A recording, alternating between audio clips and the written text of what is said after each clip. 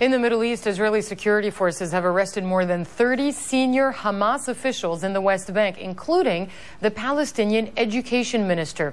It is part of ongoing operations against the Islamic group in response, the Israelis say, to rocket attacks on Israeli border areas. Ben Wedeman has our story.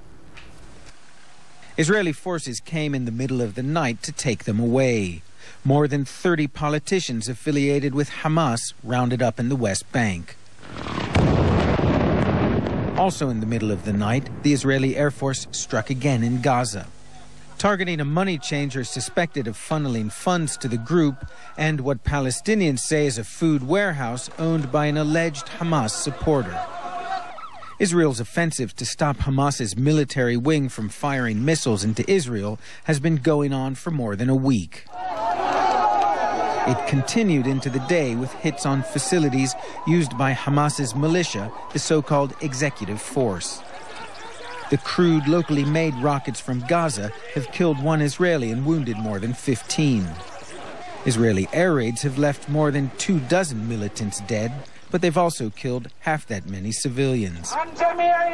Outside the municipal building in the West Bank city of Nablus, a protest against the wave of arrests. Arrests the Israeli government says are legitimate.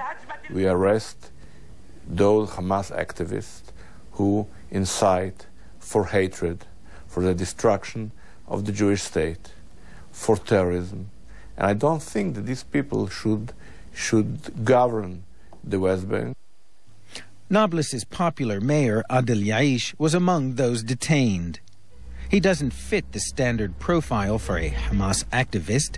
Yaish owns the biggest Mercedes dealership in the West Bank and does plenty of business with Israel. As mayor, he defended the right of the city's liquor merchants to stay in business.